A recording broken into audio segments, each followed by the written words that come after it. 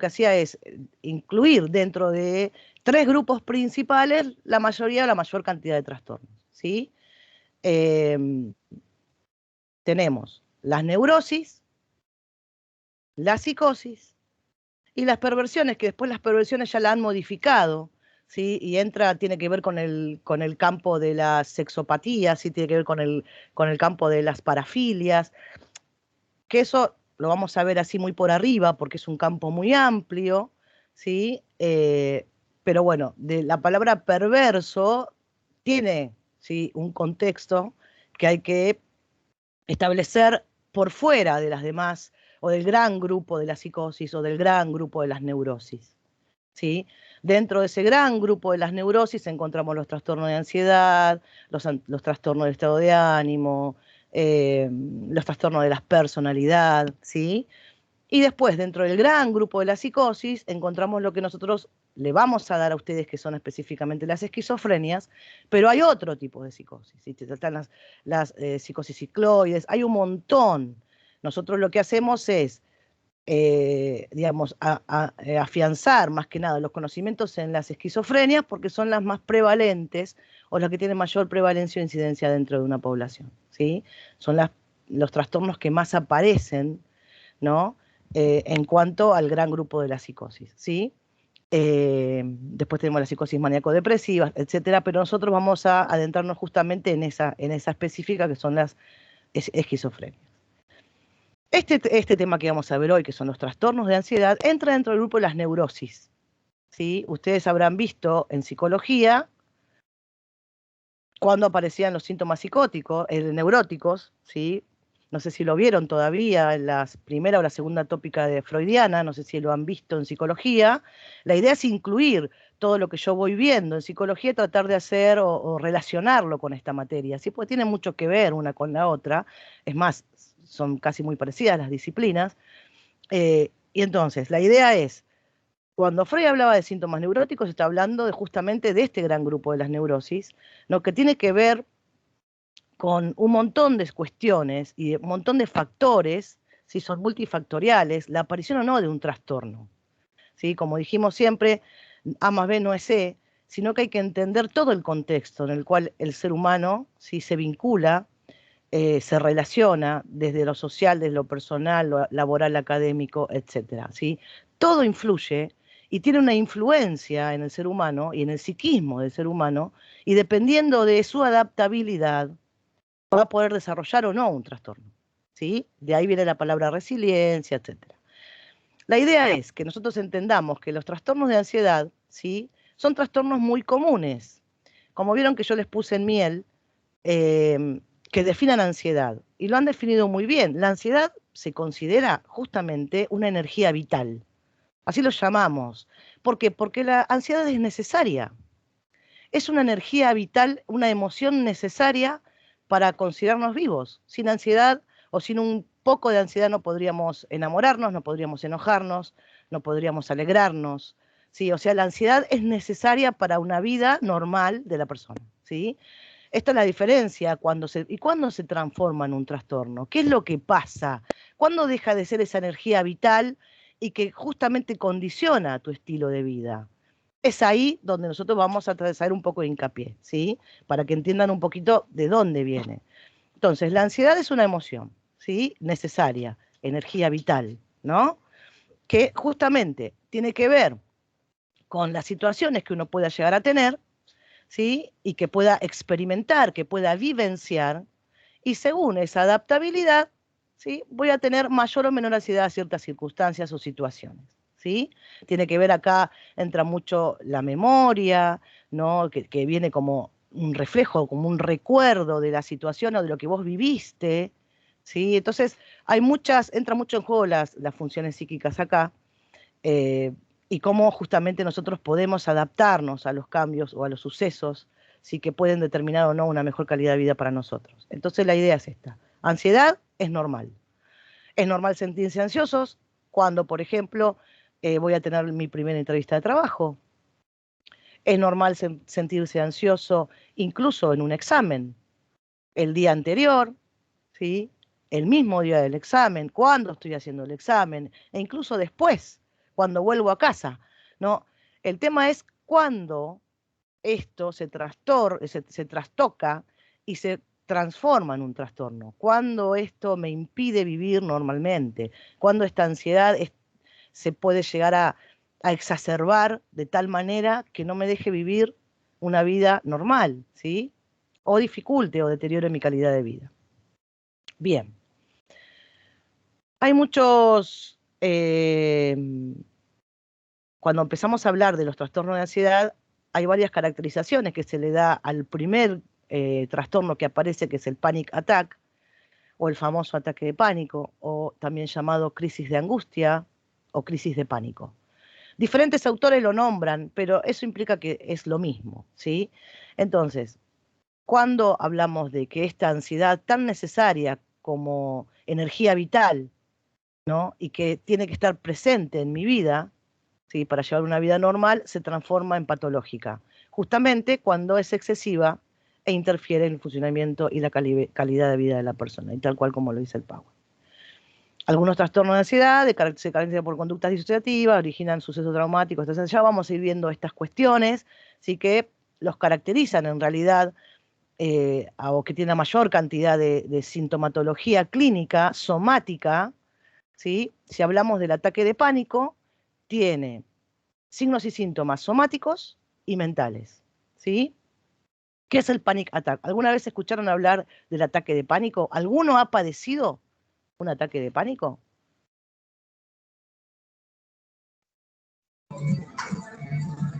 Sí, profe, yo tuve ataques de pánico. ¿Y qué sentiste? ¿Qué es? Que iba a morir, literalmente. Tal cual. O Mucho sea, miedo.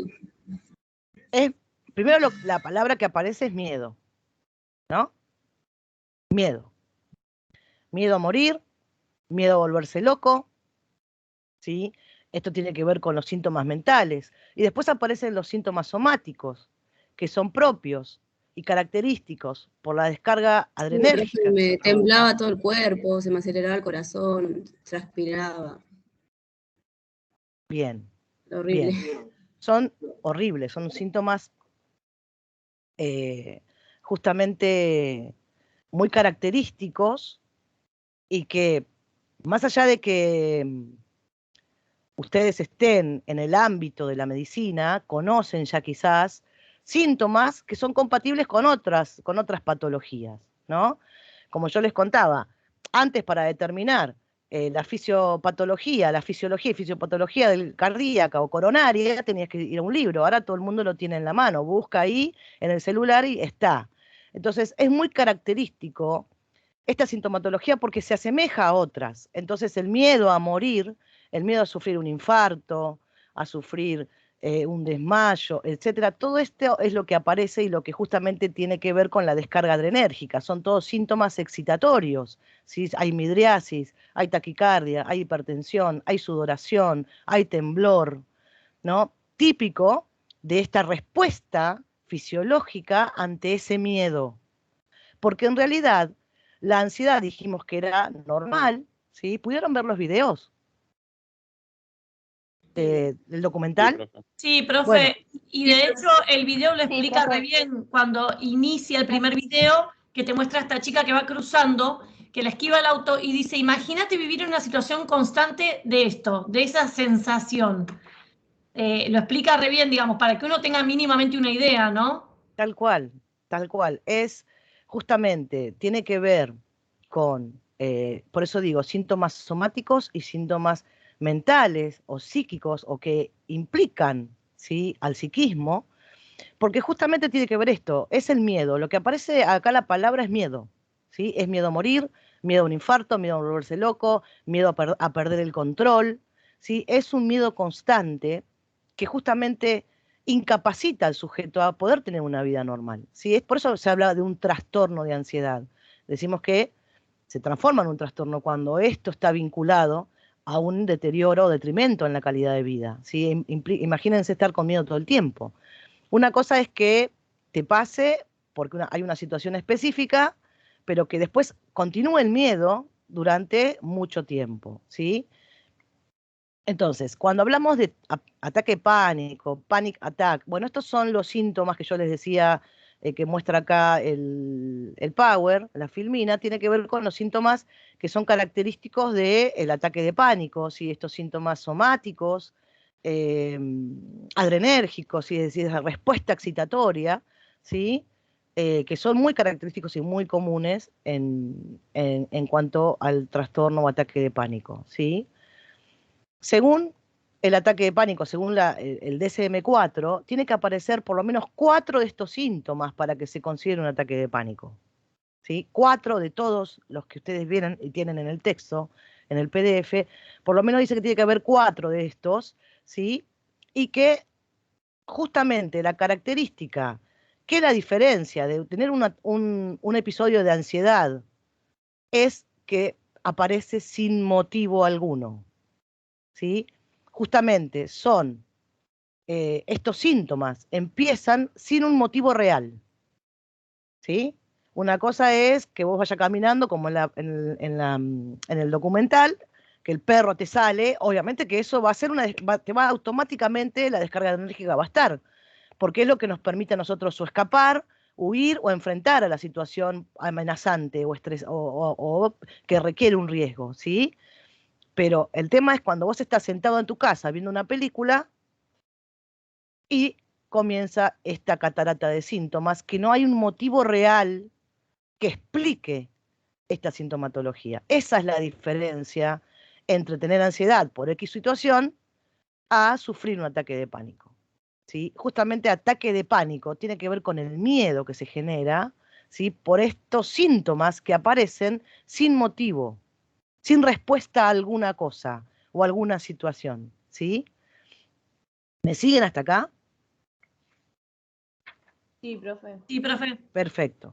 Entonces, la ansiedad patológica tiene que ver porque el individuo justamente vive en un estado de elevada y permanente inquietud. Ese miedo es constante. Como ustedes lo tienen en el texto, como yo les decía, el texto que ustedes tienen de los trastornos es como un compendio que lo hizo el doctor Revok, que yo tuve la suerte de trabajar con él, y les va a servir porque son datos concretos. Vieron que es muy fácil de leer, no es difícil, es un texto muy ameno, es un texto que pone ejemplos reales, en donde uno puede más o menos relacionar lo que está leyendo con las cosas que nos pasan.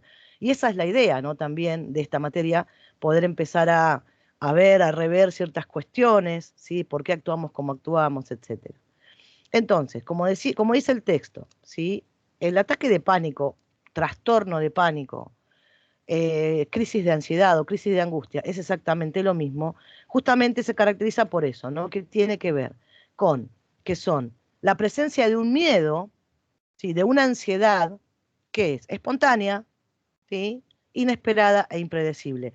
Pero es espontánea, inesperada e impredecible sin un motivo real, sin un motivo alguno que la ocasione. Ya les digo, están sentados en el living de su casa y empiezan a tener esta catarata de síntomas. Eso es un ataque de pánico, ¿sí? Puede durar de 5 a 30 minutos. Imagínense media hora estar con estos síntomas. Es demasiado angustiante, por eso yo acucia mucha ansiedad,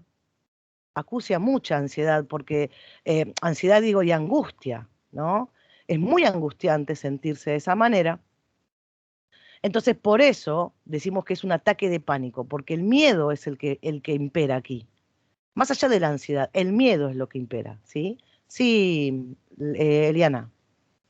Profe, pregunta, ¿no? Entonces, ¿quiere decir que esto generalmente se puede dar también más allá de que la persona quizás no esté pensando en algo puntual, pero una de las señoras que hablaba en el video decía que, por ejemplo, le había pasado que ya el solo hecho de saber que tenía que salir porque le genera este tema del encierro, por el tema de la fobia, puede generar también esto, porque uno ya, porque dice que a veces te pones a pensar en el hecho de que qué haces si te pasa afuera. Entonces ya eso ya te empieza a generar un tema de alerta y te desencadena en esto también, ¿no?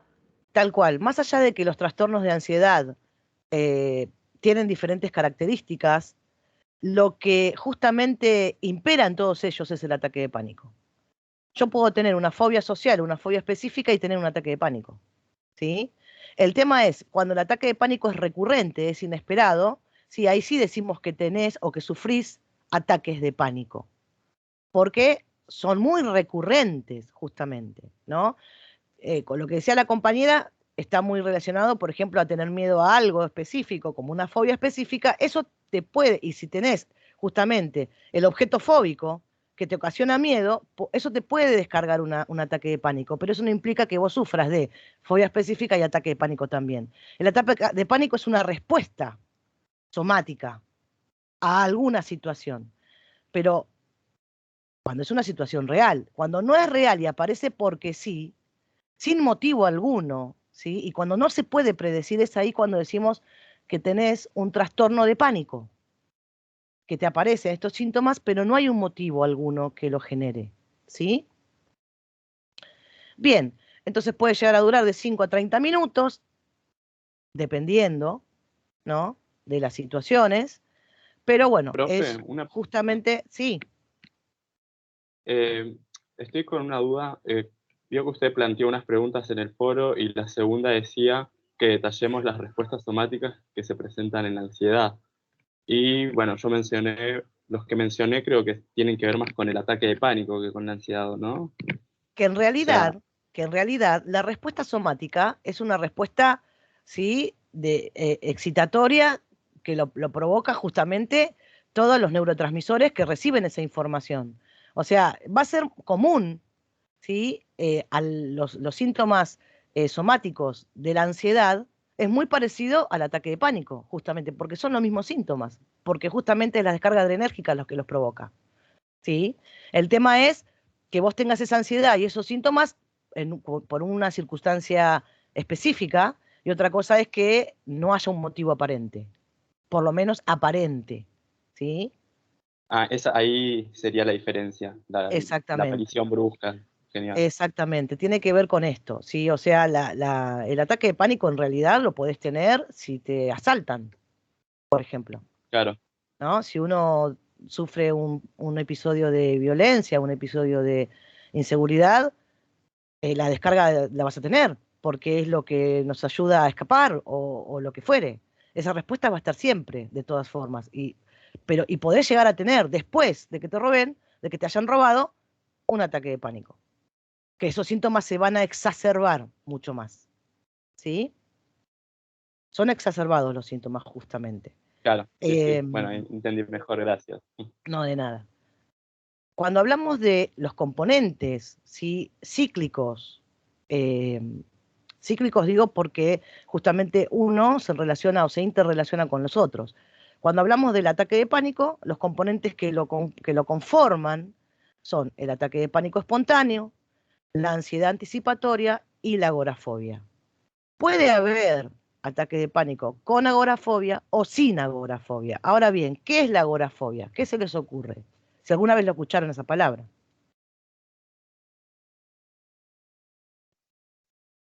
Es como el temor de sufrir justamente esta sintomatología en un lugar expuesto frente a esa sensación de vergüenza, es como una situación embarazosa. El miedo a los Sí, lugares muy bien. públicos donde hay mucha gente, lugares abiertos. Muy bien. Tiene que ver, agorafobia en realidad no es solamente a los lugares abiertos, a los lugares cerrados. Tiene que ver a que no voy a tener alguien que me ayude. Es la sensación de inseguridad del entorno. Esa es la agorafobia, ¿no? Porque tiene que ver con que si yo tengo el ataque de pánico, si vos tenés ya el ataque de pánico porque ya te ha pasado más de una vez, ha sido recurrente, sin motivo alguno, te han diagnosticado con eh, ataque de pánico o te han diagnosticado con trastorno de pánico, por eso es un trastorno de pánico, ¿sí? Aparece el ataque de pánico espontáneo, eso automáticamente, ¿qué va a ser? La respuesta excitatoria, ¿sí? La respuesta adrenérgica, la aparición de síntomas corporales, somáticos o mentales o del psiquismo, ¿sí? Y ahí viene la ansiedad. Esa ansiedad es miedo. La agorafobia es miedo al miedo. Es miedo que te vuelva a pasar en un lugar en donde no sepas a quién recurrir, en un lugar en donde te sientas inseguro. ¿Vieron el primer caso de la señora? Que primero dice, me costaba ir al supermercado en el auto, y después ya no podía sacar la basura de la casa. Bueno, eso es agorafobia. No puede, porque el lugar seguro de ella, ¿cuál es? Su casa. El solo hecho de pasar la puerta de su casa ya le provoca estos síntomas, ¿sí? Y eso es la agorafobia, es el miedo, ¿sí? Miedo al miedo. Esa ansiedad anticipatoria es miedo a miedo, miedo a volver a tener otro ataque de pánico y no estar con alguien que me ayude, no conseguir ayuda, estar en un lugar que es inseguro para mí. Por eso digo, muchas veces se manifiesta con agorafobia y otras veces sin agorafobia el trastorno de pánico, ¿sí? Pero bueno, sepan que no siempre solamente es con mucha gente o lugares abiertos, puede ser simplemente el hecho de no sentirte seguro o que alguien te puede ayudar cuando te pasan estas situaciones, ¿sí? Estos son los síntomas, bueno, acá está, es una complicación del trastorno de pánico, caracterizado por la habitación fóbica, es decir, el miedo al miedo, el miedo que me pase un ataque de pánico. Cuando me estoy yendo a trabajar, no voy a trabajar, me quedo en mi casa, no, mejor me quedo. Y bueno, pasa un día, pasa 2 días, cuando te quisiste dar cuenta, hace un mes que no saliste de tu casa porque tenés miedo de que te agarre un ataque de pánico en el colectivo. ¿Sí? Entonces, justamente por eso hablamos de evitación. Evito esa situación de miedo, de tener miedo y ansiedad, y me quedo en un lugar de resguardo donde yo me sienta seguro, ¿sí? Tiene que ver con eso. Es consecuente a un ataque de pánico. Puede ser que sí o puede ser que no. Ya les digo, hay ataques de pánico sin agorafobia, pero tiene que ver justamente también con el tiempo en el cual yo padezco este trastorno, ¿sí?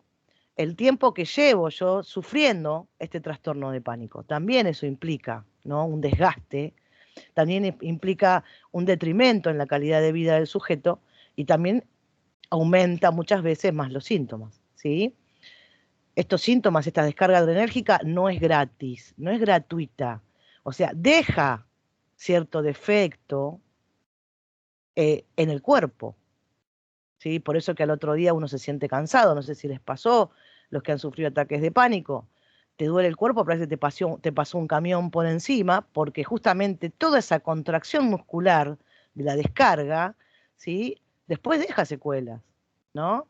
Y después aparecen los otros síntomas corporales como la gastritis, un montón de cosas, de cuestiones que derivan, ¿sí? O son comorbilidades que aparecen por el trastorno de pánico, ¿sí? Bien, ¿me siguen hasta ahí? Bueno, acá tenemos el tema de la agorafobia, puede ser muchas personas, puede ser un lugar abierto, puede ser un shopping, puede ser un montón de lugares, situaciones, ¿sí? Que te generen ese trastorno de ansiedad, ese ataque de pánico y obviamente la consecuente evitación, ¿sí? La ansiedad anticipatoria al miedo y justamente así la agorafobia. Bien. Dice, el trastorno de pánico se caracteriza por ataques de pánico inesperados y recurrentes seguidos como mínimo un mes, apareciendo con una frecuencia moderada en cuanto al tiempo y los intervalos de presentación. Es decir, que vos sufras un ataque de pánico porque te pasó algo en el cual implicaba un riesgo para vos o una amenaza, es normal. Es una respuesta fisiológica del organismo, ¿sí? Pero el tema que te aparezca un ataque de pánico sin motivo real y que ese se vuelva a pasar, te pasa un lunes, después te pasa el viernes, después te pasa otra vez el martes siguiente, te vuelve a pasar el lunes, ¿no? O sea, que esos ya son más recurrentes y en cuanto al tiempo son menos prolongados en cuanto a la aparición, ahí podemos hablar de un trastorno de pánico, ¿sí? ¿Me siguen hasta ahí? Sí, profe. Es ahí cuando va a empezar a modificar justamente tu calidad de vida. Es ahí cuando ya tu vida no es la misma, no va a ser la misma, ¿no? Entonces decís, upa, ¿qué me está pasando? Ya estoy faltando casi 2 semanas, hace que estoy teniendo estos síntomas. Bueno, una de las características de las neurosis, y esto se los voy a dejar para que lo busquen, ¿sí? Que hay insight y los síntomas, ¿sí? Son egodistónicos. ¿Qué significa que haya insight? ¿Y qué significan los síntomas egodistónicos? Pueden ser síntomas egosintónicos o síntomas egodistónicos. Siempre en las neurosis, que los trastornos de pánico, trastornos de ansiedad lo conforman, o conforman uno de esos grandes trastornos, o de ese gran grupo, hay insight y los síntomas son egodistónicos. ¿Sí? Después búsquenlo. Cuando hagamos el receso, búsquenlo para que entiendan y ustedes también vayan, ¿no?, construyendo estos nuevos saberes. Siempre hay insight y siempre los síntomas son egodistónicos. ¿Sí? Esas son las características fundamentales de los trastornos de ansiedad y de todas las neurosis en realidad. Profe, ¿lo egodistónico es lo que se tiene conciencia de que de que lo estoy padeciendo? Eso tiene que ver con el insight. Hay conciencia de los sucesos. Conciencia de sí mismo y de los sucesos, de los acontecimientos que te suceden. ¿Sí? Egodistónico está relacionado con los síntomas y tiene que ver con que si te causan angustia o no, o cuán angustiantes o acuciantes de angustia o de incluso ansiedad te puede generar, ¿sí? Tiene que ver con eso. Por eso que los síntomas son feos. Es una sensación horrible, porque son egodistónicos justamente, ¿sí? Generan malestar al sujeto. Ego tiene que ver con el sujeto, ¿no? Bien. Seguimos. ¿Alguna duda hasta acá? Mientras voy a leer el chat. Los escucho yo igual si tienen alguna duda. Frénenme, levanten la mano. Si no se queden con las dudas. Igual esto está todo en el texto. La idea es hacer un bagaje de todo esto y que nos quedemos con los mayores conceptos más sólidos y más importantes de este trastorno en específico. No, profe, por ahora ninguna duda, por mi parte.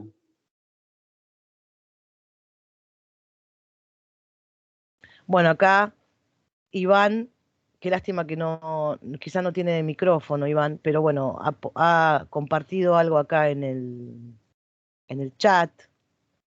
Sí, la verdad que es una sensación horrible, es una sensación de muerte inminente, ¿no?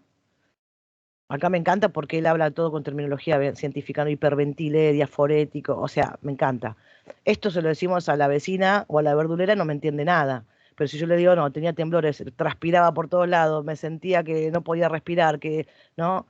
Bueno, eso es lo bueno de poder utilizar la terminología científica en ciertos contextos, ¿no? Y que está muy bien que lo hagan y está muy bien que ya vayan familiarizándose con estos temas en cuestión a la semiología, ¿sí?, psiquiátrica o la terminología científica que se usa específicamente en esta disciplina. Sí, la verdad que es una sensación de muerte horrible y por eso justamente, ¿sí?, son tan característicos, porque lo veo, lo vivo, lo percibo con el cuerpo y con la mente, con las dos cosas, ¿no? Bien, fobias específicas. Levante la mano quien no le teme a las arañas o si no tiene una fobia específica. Seguro que la mayoría, o por lo menos una gran parte.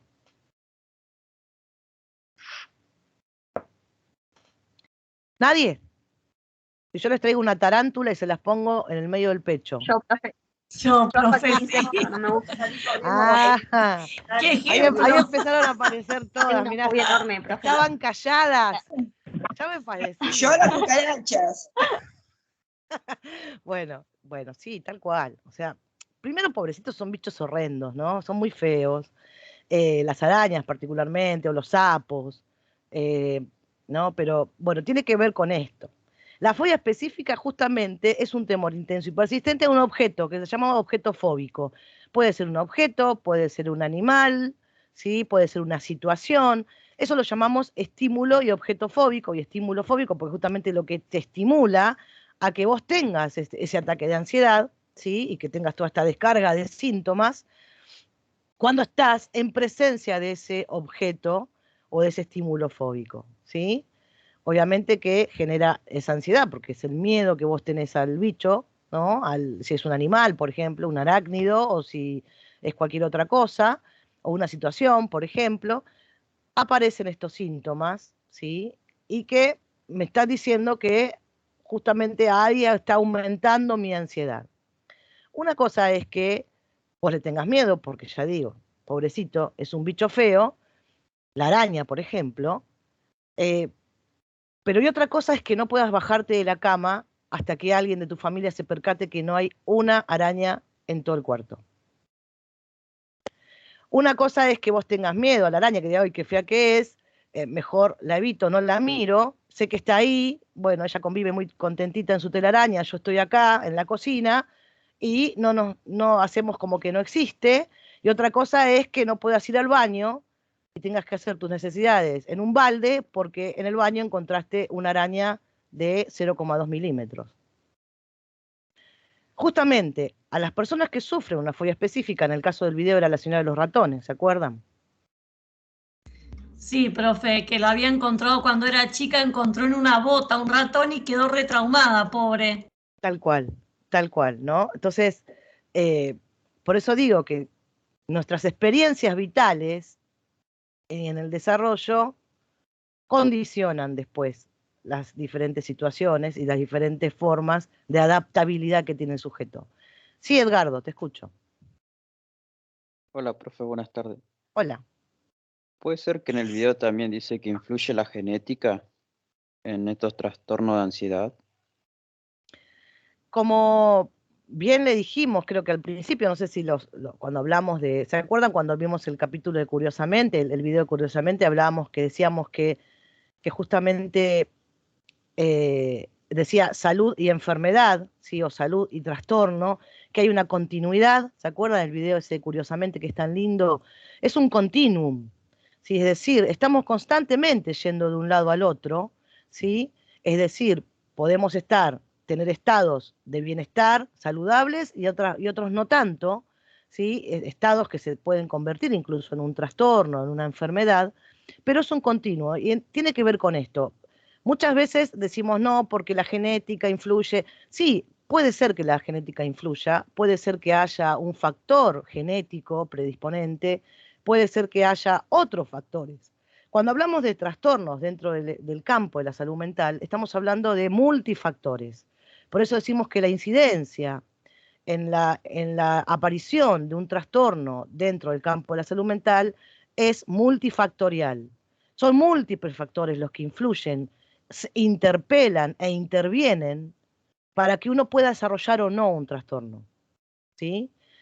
Tiene que ver con lo social, tiene que ver con lo personal, con la personalidad, con el temperamento, el carácter, la familia, las experiencias, la historia del desarrollo. Por eso vemos los antecedentes. Por eso a nosotros nos importa ver o entender los antecedentes del sujeto. Porque incluimos todo. No es A más B es igual a C.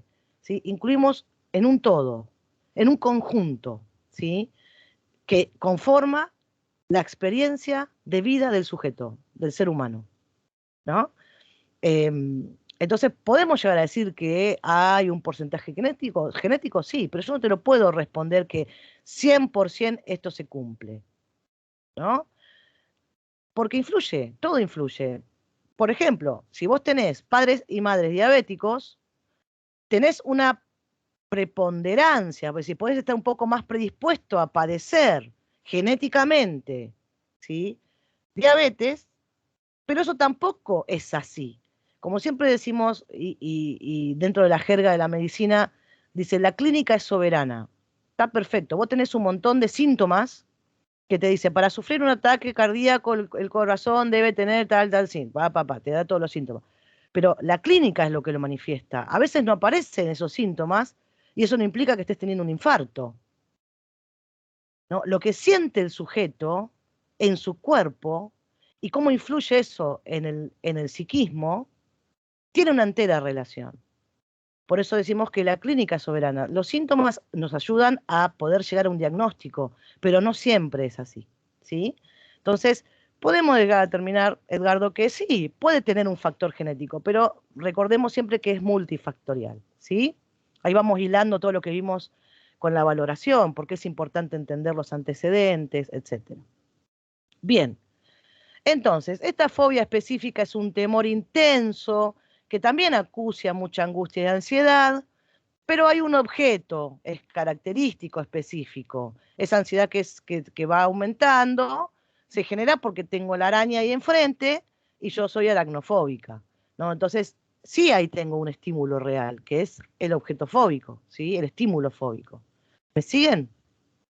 El tema es, la diferencia es cuando yo ya les digo, puedo convivir con una arañita en la pieza o cuando ya eso implica que yo no me levante de la cama o que no pueda ir al baño o que no pueda salir, no pueda estar en una plaza, etcétera, etcétera, porque arañas hay por todos lados, ¿sí? Y el tema también es que tengas el estímulo real, ¿no? Que tengas el objeto fóbico enfrente. O sea, vos podés decir, no, las serpientes son horribles. Sí, la verdad que las serpientes son horrendas, pero no vas a encontrar una serpiente en el inodoro. Es muy raro que pase eso. Si vos vivís en la Mesopotamia o estás en el campo chaqueño, sí, puedo entender que quizás adentro de una rueda, una maceta, encuentres una víbora porque es su hábitat, ¿no? Ahora que se puso muy de moda esto de los carpinchos, o sea, la gente dice, ay no, porque me arruina el césped que lo traje de Europa. Bueno, señora, pero usted está invadiendo el hábitat del animal, no el animal. A ver, ¿quién invadió acá la cuestión, no? Entonces tiene que ver con esto también. Dentro de los contextos y del entorno, que ese miedo sea real, ¿sí? O cuando es exagerado. Para la persona que sufre un ataque de fobia específica, el objeto siempre es mucho más grande de lo que es. Siempre lo ve con exageración, porque eso está relacionado justamente al miedo al objeto fobígeno. ¿Sí? ¿Me siguen? Entonces siempre la persona que tiene miedo a las arañas no va a ver una arañita de 0,2 milímetros, va a ver una araña de 4,5 kilos y del tamaño de un plato, ¿no? Porque eso se relaciona justamente, está muy relacionado con el miedo inherente al objeto fobígeno, ¿sí? O al objeto o al estímulo fóbico, como lo dicen ahí en el texto. Profe, Sí, le comparto una historia. Una vez, a mi ver. hermano una vez trajo sin querer una lagartija de afuera, y no sabíamos que mi mamá le tenía miedo a las lagartijas. Y mi mamá se encerró en el baño y empezó a decir, no, por favor, sacala, sacala. No, no la sacaron. Y así hasta que tuvo que confiar en nosotros en que no estaba más la lagartija acá en mi casa. Y desde ese día, otra vez, vio una lagartija que entraba por la ventanita y no puede dormir más con la ventana abierta, sino es ¿cómo es esto? Con el mosquitero, porque tiene Claro. miedo de que le entre una lagartija en la pieza, por ejemplo. O no quiere ir a lugares así con tierra porque no, o sea, porque tiene miedo que se encuentre una lagartija, por ejemplo. Pero Claro. nosotros son cosas que no sabíamos y ella se encerró en el baño y hasta que le insistimos de que salga, de que no estaba la lagartija más, no quería salir, no había forma, profe. Es que no va a salir, porque es tanto el pánico, es tanto el miedo, ¿no? Que genera este objeto fóbico que no iba a salir. No iba a salir ni ahí hasta que ustedes realmente pudieron convencerla. Bueno, tiene que ver con esto, ¿no? ¿Qué te va a hacer una lagartija de 20 centímetros? Capaz, hay algunas que son media. Yo digo, ahora hay un montón de esos bichitos. Pero bueno. Pero hay un montón de esos bichitos. Antes no había, ahora suele verse más seguido y algunos son medio, ¿no? Yo digo un pterodáctilo parece, porque son gorditos, son grandotes, ¿no? Pero bueno, pobres bichitos se alimentan de las mosquitas, o sea, no hacen nada, pero el miedo está, sí. A mí lo que me pasa, por ejemplo, es que si llega a ver una abeja, hasta que no veo el cadáver de la abeja no me quedo en paz.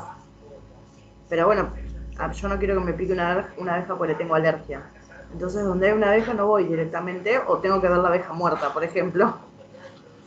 Uy, las abejitas que son las que llevan el polen, son las que polinizan y nos dan las cosas. Bueno, tan necesarias las abejas, muy necesarias. Pero bueno, tiene que ver que en realidad el miedo ahí no es a la abeja, es porque vos sabés que sos alérgica y que si te pica te puede dar, que me agarrar un edema de glotis, que pim, pum, pan, ¿no? Todos los síntomas que vas a tener si sos alérgico a algo, obviamente, que puede ser mortal, de hecho, pero me parece que es más el miedo a que vos sabés que sos alérgica al bicho en sí, ¿no? Pero bueno, es una fobia específica también, y obviamente que te condiciona a ir a lugares donde podés encontrar este tipo de insectos. Pero bueno, la cuestión es que ese miedo es exagerado, siempre es exagerado, siempre es, esa ansiedad aumenta la angustia, ¿sí? Hasta que no se separa o no se aparta de ese objeto o estímulo fóbico o fobígeno, ¿sí? Entonces, ahí recién es cuando uno dice, bueno, sí, ya está, no hay ninguna araña, listo, puedo salir, ¿no? Muchas veces hay otro, esto tiene que ver con los animales, hay situaciones, por ejemplo, que son las fobias específicas situacionales, que es subir un avión, subir una escalera mecánica, miedo a la altura, ¿qué más?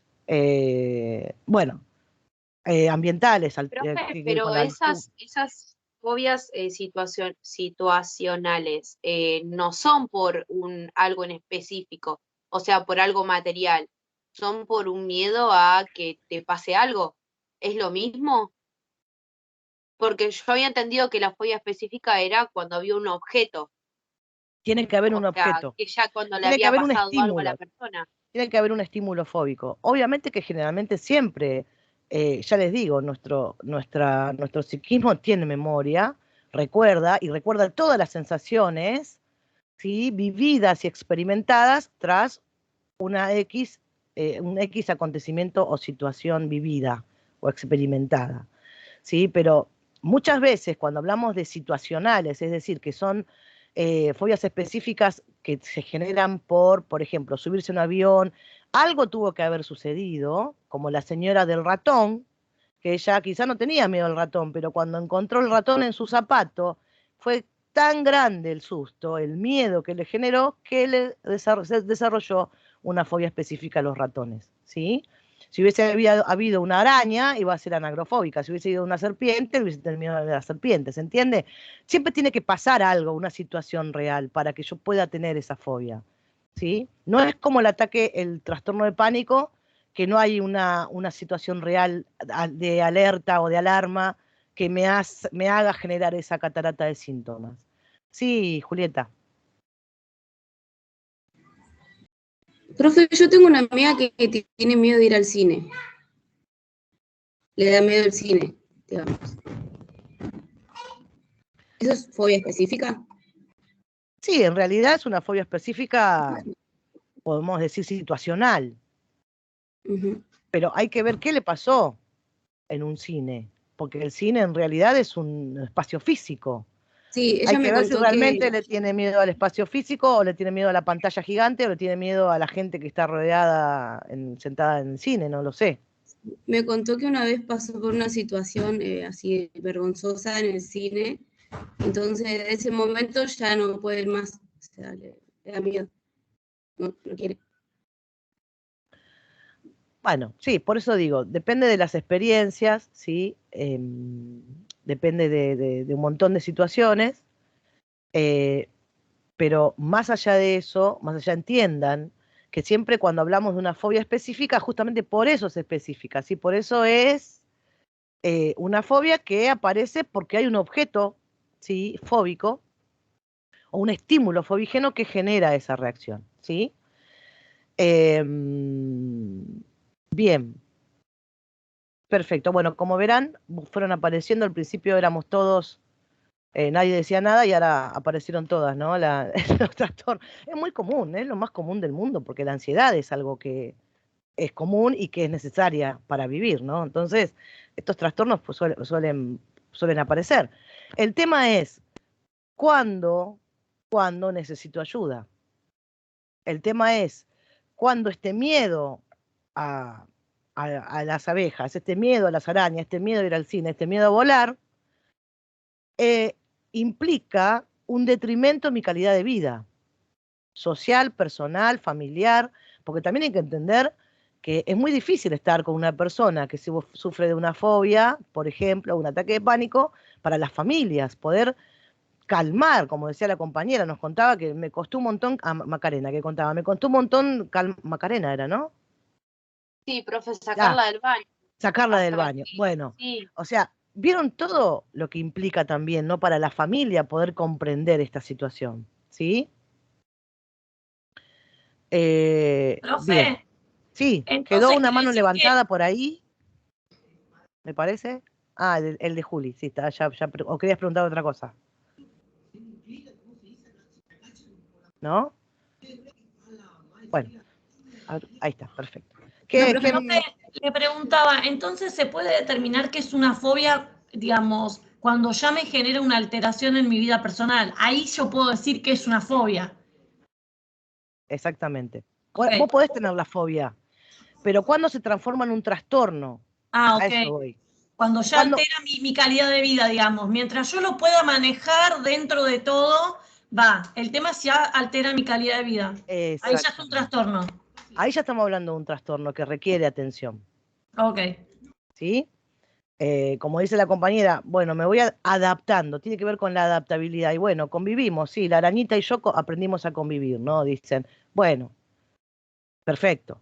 O sea, ya no, después a medida que esa adaptabilidad al objeto fobígeno se va justamente desarrollando, ya no te va a dar tanto miedo. No te digo que después te vas a acostar con una araña así, ¿no? Una tarántula al lado, pero digo, a ver, uno se adapta, pero hasta qué extremo uno muchas veces tiene que pasar por diferentes situaciones que son angustiantes, que generan ansiedad, y hasta qué extremo uno va a seguir aguantando hasta que ya no aguanta más.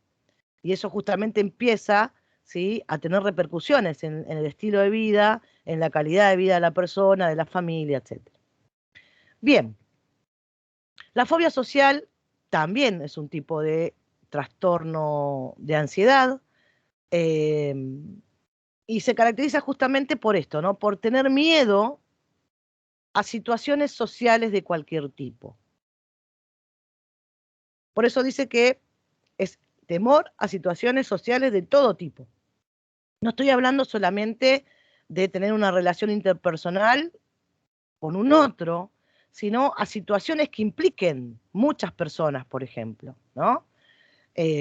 Por ejemplo, la fobia social es muy característica en una persona que no puede concurrir a fiestas, porque implica, no, voy a llegar y va a estar todo el mundo y todo el mundo me va a mirar y se va a reír como fui vestida, ¿no? Entonces ya empieza justamente a decaer también esta parte de lo social. Son personas que tienen una personalidad, ¿sí?, muy característica, son personas que generalmente son solitarias, son personas que son muy aisladas.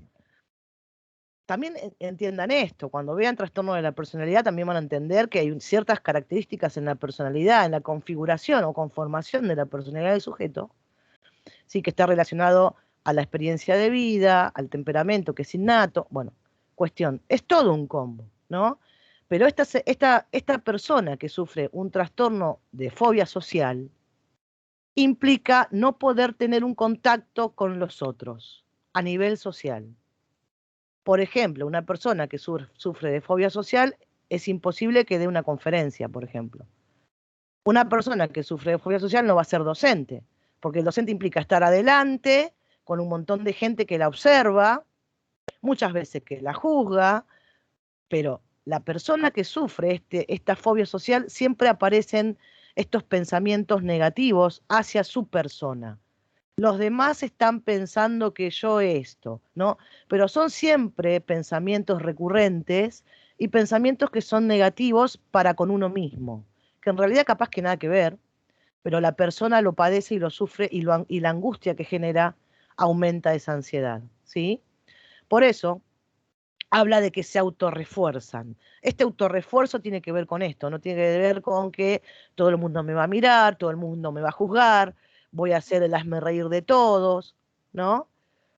Y que causa, por eso dice, el deterioro que causa puede ser extenso y afecta a todo tipo de relaciones sociales, ¿sí?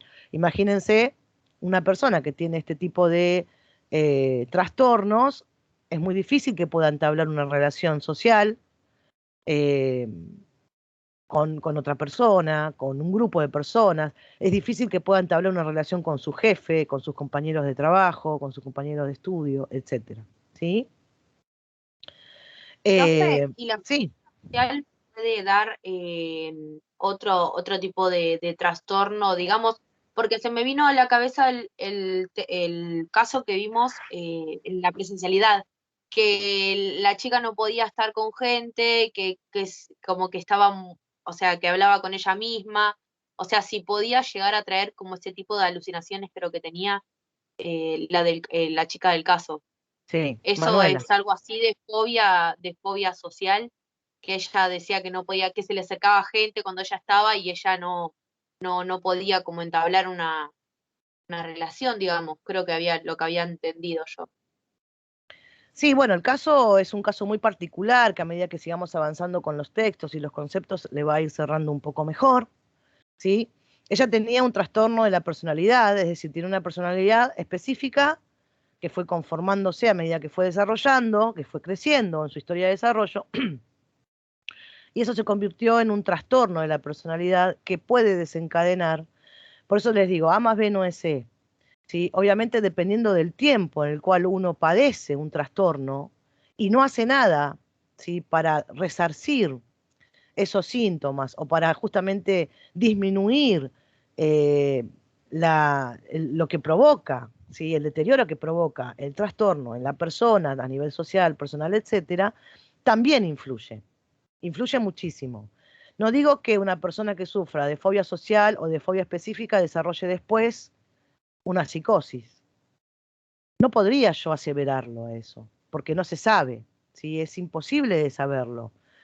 Va a tener que ver con un montón de cuestiones, un montón de interpretaciones y un montón de, justamente, de aristas que van a surgir y que tengo que tener en cuenta para determinar si esta persona desarrolló la psicosis por esto o fue por otra cosa. No, o sea, como les digo, A más B no es C.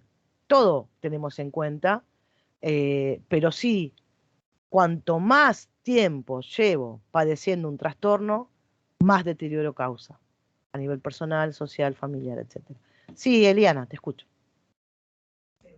No, profe, sumando a lo que decía Maca, que precisamente, ¿no?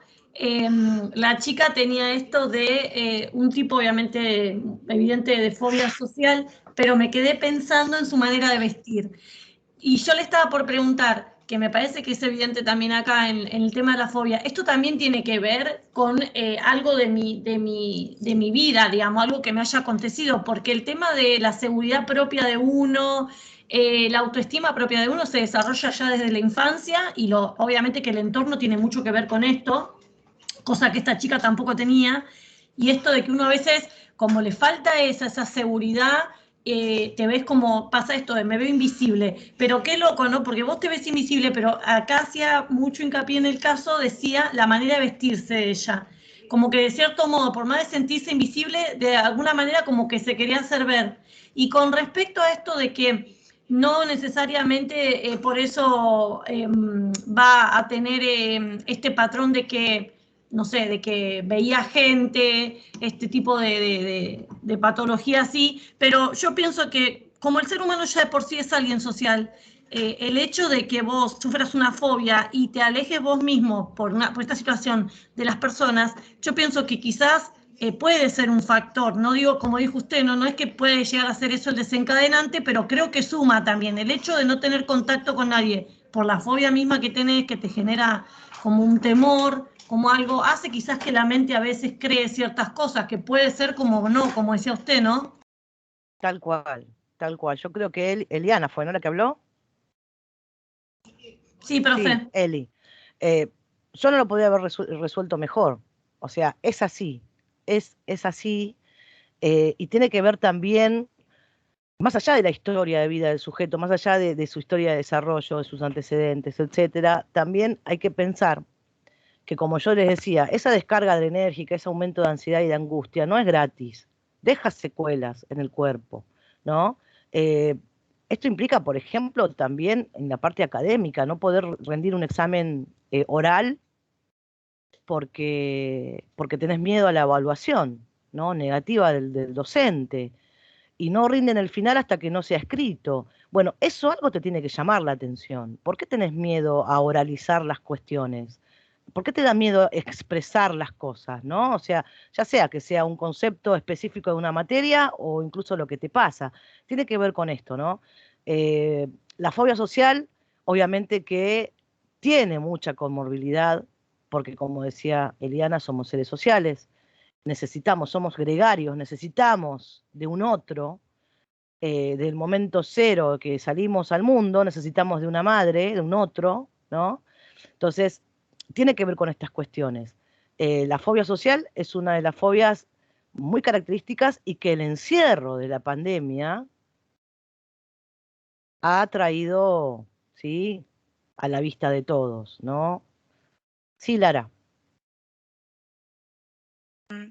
Sí, profe, yo quería comentar que mi novio tiene una carnicería y había un cliente que siempre iba y cada vez que había mucha gente le decía que no, que iba a esperar a pasar en otro rato porque no podía estar con mucha gente. Entonces cuando estaban ellos solos, capaz que le contaba que él no podía estar con mucha gente, que no podía reunirse con su familia, que le costaba ir al shopping, por ejemplo. Y bueno, hace más o menos un año, cuando pasó todo esto de la pandemia, se enteró mi novio que el señor se suicidó. No saben bien qué fue lo que pasó, pero yo no sé si tiene algo que ver y realmente necesitaba ayuda por este tema de que no podía estar con mucha gente. Sí, la verdad que son un montón de situaciones, ¿no? Uno no puede decir, ya les digo a más veces, pero bueno, habría que ver, ¿no? Porque una cosa es que te encuentres tan mal, ¿no? Afectivamente, anímicamente, y otra cosa es planear tu muerte, ¿no? O sea, el suicidio, la mente del suicida es muy particular, tiene que ver con su historia de vida, tiene que ver con su historia de desarrollo, y obviamente que aquí había otras cuestiones, no solamente quizás una fobia social, porque entiendan que dentro de los grupos de las neurosis, todos somos neuróticos. A ver, todos tenemos algo de esto, pero que mal que bien las llevamos, ¿sí? Que mal encontramos cierta adaptabilidad, nos adaptamos, nos transformamos, vamos buscando la manera, buscamos herramientas distintas, pero afrontamos las situaciones, ¿no? Y otra cosa es cuando vos no podés ya afrontar esas situaciones y son más fuertes que uno y ya justamente disminuyen en detrimento de tu calidad de vida, ¿no? Entonces, son un montón de cuestiones que hay que tener en cuenta, pero sepan que porque están estos trastornos no quiere decir que vos seas un fóbico social, ¿no? O sea, que vos no quieras hablar con desconocidos o que te dé miedo o te dé vergüenza hablar en un lugar donde no conoces a nadie, y bueno, pero está bien, es normal eso. O sea, ¿quién no tiene vergüenza de pasar una situación mala o angustiante o vergonzosa no sé, en una fiesta, por ejemplo? No sé, qué sé yo, se me ocurre. Digo, eso es normal, esa ansiedad que tenés, y es normal que tengas esta angustia cuando no conoces a nadie. Pasa el primer día de que fuimos a la facultad, que no conocíamos a nadie, que no sabíamos ni siquiera dónde estaba el aula. Toda esa ansiedad es normal. Sí, el tema es que no hayas podido seguir con la carrera porque te era imposible tomarte el colectivo para ir a la facultad. Tenía una compañera que estaba tan negada a la carrera que había elegido que lo que hacía era irse, decir a la familia que se iba a la facultad, pero se quedaba en la plaza, porque no podía afrontar o enfrentar el aula. Entonces, es ahí cuando voy yo, ¿no? O sea, va a llegar a pasar un momento que pasa el tiempo, no te recibís nunca, pero ¿qué es lo que pasa? Y claro, ¿cómo se va a recibir si no iba al aula? No entraba a la facultad directamente. ¿Me entienden? A eso voy. Cuando ya hay un montón de situaciones que se van concatenando y eso hace que después tu vida ya no sea normal. Ya no puedas vivir una vida normal como cualquier otra persona. ¿Sí? ¿Me siguen? ¿Alguien más quiere comentar algo con respecto a esto?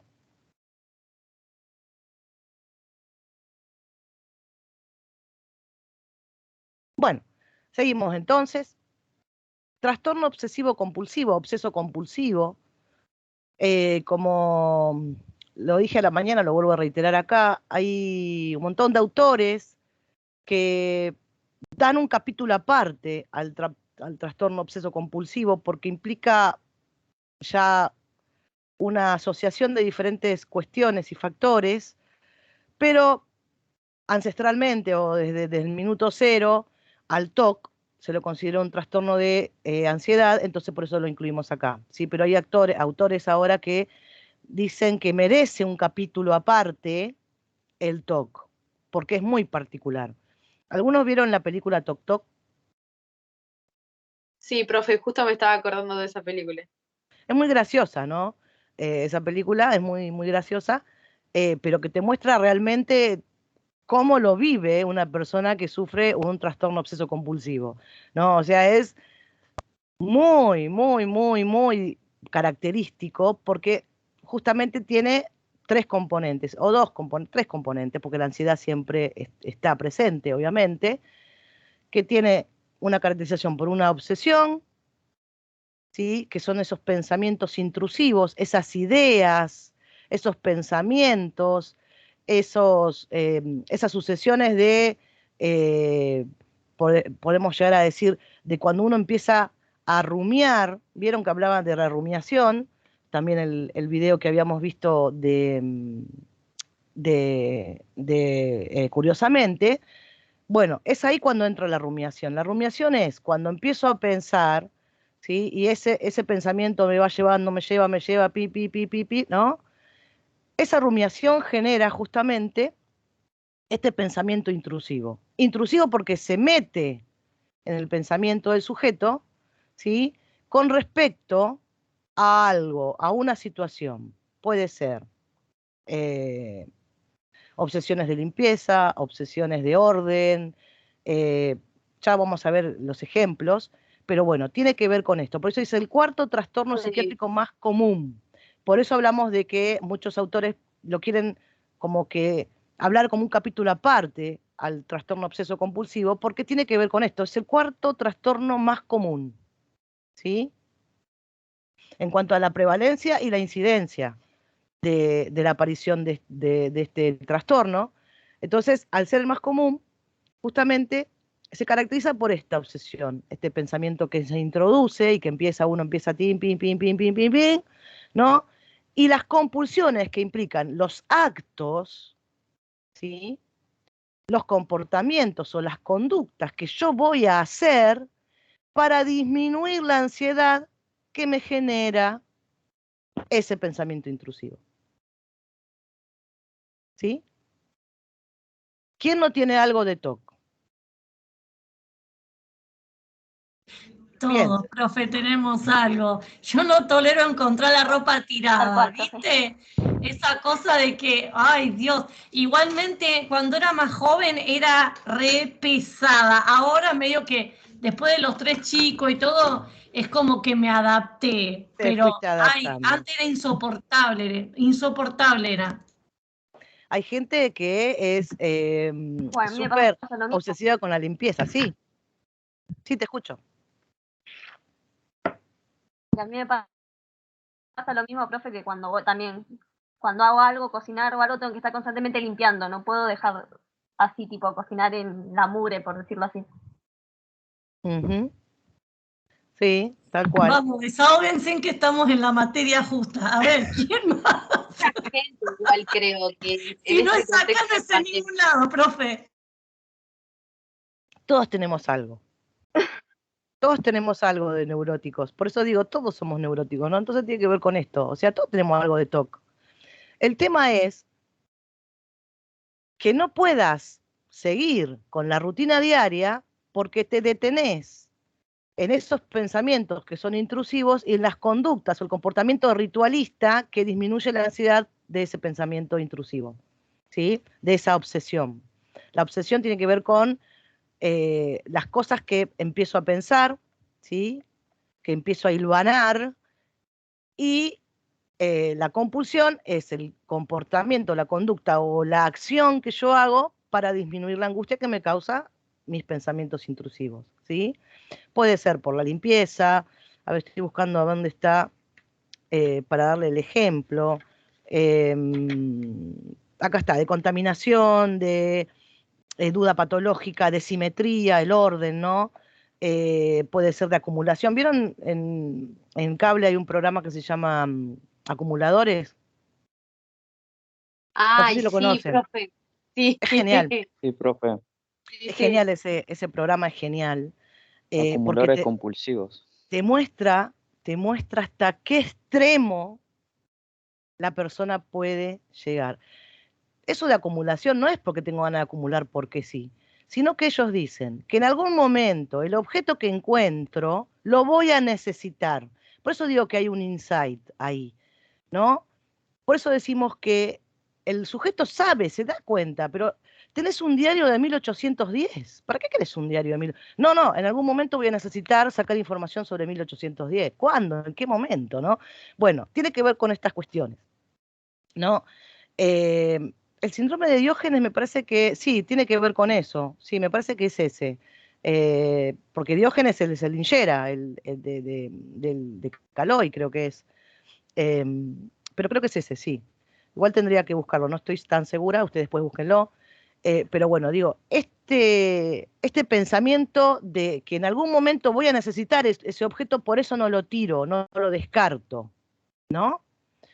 Tiene que ver con esto, de que la persona sabe que quizás no es necesario, pero no es más fuerte que él, no lo puede evitar. Sí, Dayana. Perdón, profe, justo iba a comentar eso que estaba diciendo. Mi mamá tiene ese, bueno, no sé si es un problema, pero tiene eso de juntar ropa y hasta, no sé, que le rebalsa la cama, los muebles, todo, y no quiere tirar nada. Dice que siempre hace falta, o si le decimos que trate de ordenarlo, que saquemos o lo donamos o le busquemos algún uso, se enoja y no quiere saber nada con tirar.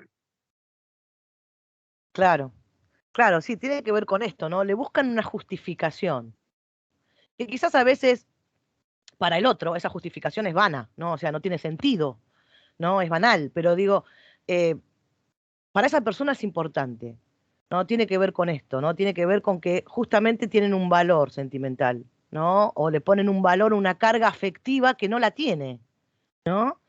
Pero por eso digo, mientras puedas seguir con tu vida y que eso no implique un deterioro en las relaciones intrafamiliares o sociales o personales o laborales, uno puede tranquilamente andar con su TOC por la vida y no pasa nada. El tema es cuando ya eso se convierte en una obsesión y una compulsión tan importante que no deja que sigas adelante, ¿no? En tu rutina diaria, por ejemplo.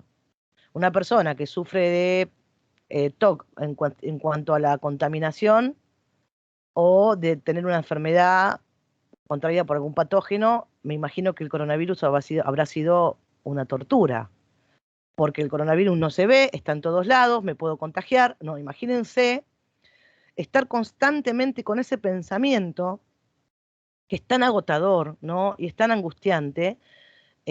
Bueno, y quizás esas personas, la pandemia la han padecido mucho peor que otras, ¿no? Y quizás ahí también es cuando uno necesita darse cuenta que la ayuda es necesaria, ¿no? La importancia por esto de que ustedes no es empezar a decir yo tengo esto, yo tengo lo otro, soy un fóbico social, no tengo un TOC, no. O sea, la idea de esto es que empiecen a reconocer también por qué actuamos como actuamos, qué es lo que tengo que yo entender y comprender en estas cuestiones, ¿no? Porque como yo les decía a los chicos de la mañana, y que incluso se los dije cuando estuvieron conmigo en la práctica, las etiquetas las ponemos nosotros. La sociedad, ¿no? Y el otro, la persona, nosotros, somos lo que etiquetamos al sujeto. Vos podés tener un trastorno obsesivo compulsivo y no te diste cuenta, pero el tema que yo te lo diga y yo me etiquete y el otro me etiquete, ya deja un sesgo, ya cambia la mirada porque deja un sesgo, ¿sí? En la forma de relación con el otro. Y esas etiquetas las ponemos nosotros. A veces las autoimponemos y otras veces también lo impone la sociedad, ¿no? Sí, Dayana, había quedado, me parece, la mano levantada. A ver si la puedo bajar. No sé cómo se baja. Bueno. Bien. ¿Alguna duda hasta acá? A ver si hay una filmina. Bueno, esto Estas son las imágenes, por ejemplo, esta es la primera, arriba al extremo, ¿sí? Sería superior izquierdo de su pantalla, es lo que vendría a ser la fobia social, ¿sí? El de al lado también, la de abajo también. Esto es lo que yo les decía, que empiezan a aparecer estos sentimientos de negatividad hacia mí mismo, ¿no? Y este vendría a ser lo que es la fobia específica, y este es el trastorno obsesivo compulsivo, muy característico. Y para cerrar, y después hacemos un parate y volvemos en 10 minutos, les muestro esta filmina, que es muy graciosa, ¿no? Pero creo que resume lo que implica tener este trastorno y cuando eso, ¿sí?, también dificulta tu calidad de vida y tu relación con los otros. No sé si llegan a leer, dice el señor que está por ser decapitado: no es mi intención sonar demasiado toc, ni mucho menos, pero ¿me podría hacer el favor de desinfectar el hacha? O sea, el chabón, esta persona, él no le importa que lo van a decapitar. Lo que tiene en su cabeza es que el hacha está sucia. No, por eso la cara del verdugo con los ojos diciendo: me estás jodiendo, te estoy por decapitar y querés que te desinfecte el hacha, o sea, no te importa que te decapite, lo que te importa es que el hacha esté limpia. Bueno, ese extremo, a ese extremo es. Y creo que este dibujo lo encierra todo. Sí, Dayana, ¿querías decir algo? No, profe, se ve que quedó la mano quedó levantada. levantada la mano. Bueno, ¿les parece? Descansamos 10 minutos, así se levantan, ¿sí? No está bueno estar mucho tiempo sentado, es contraproducente para nuestra salud, así también descansan sus oídos de mi voz, y en 10 minutos volvemos, no salgan voy a detener la grabación, no salgan de la llamada, queden